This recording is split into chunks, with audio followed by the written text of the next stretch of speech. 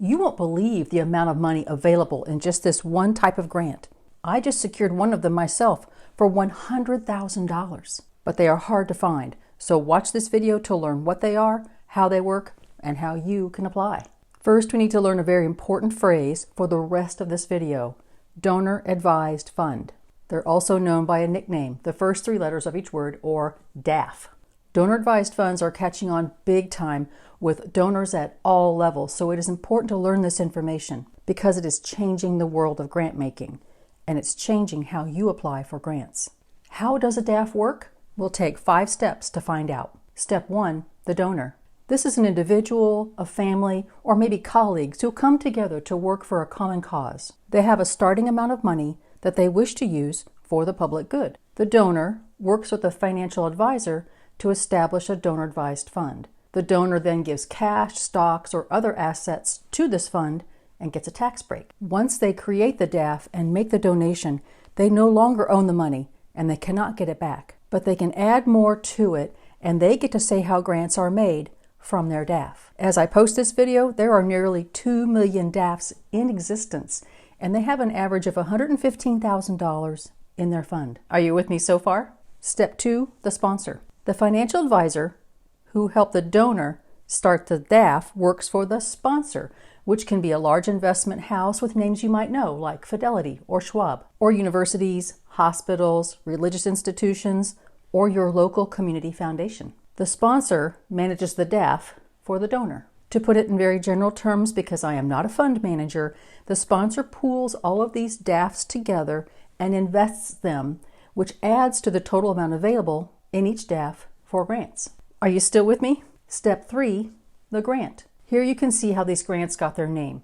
The donor advises the sponsor on how win-win grants can be made from their fund. Donor advised fund.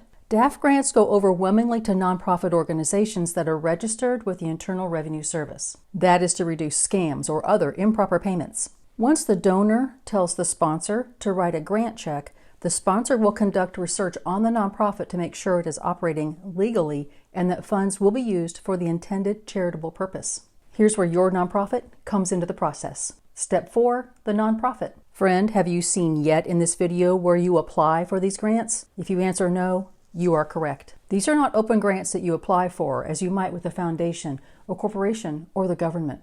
Are you wondering at this point how I got a $100,000 DAF grant? I'm working on that video right now, so be sure to subscribe to Grant Chatter to hear that story and many more about the entire world of grants. So instead of looking for a grant proposal form, keep your website and social media accounts current with contact information and photos and story about your organization's impact in the community. And make use of online charity profile sites such as Guidestar and CharityNavigator. This requires uploading a lot of financial, statistical, and organizational information, so be prepared to spend some time on that. Linked below are instructions on how to use these online charity sites. Donors and sponsors will take a deep dive into all this information before they decide to give. Hang on for one more step, which is all pro tips. Step 5, the connection. You can make a personal connection with a donor or a sponsor to help build your case for support from a donor-advised fund. There are several ways to do this. Find your nearest community foundation. Viewers of Grant Chatter videos have heard me mention them many times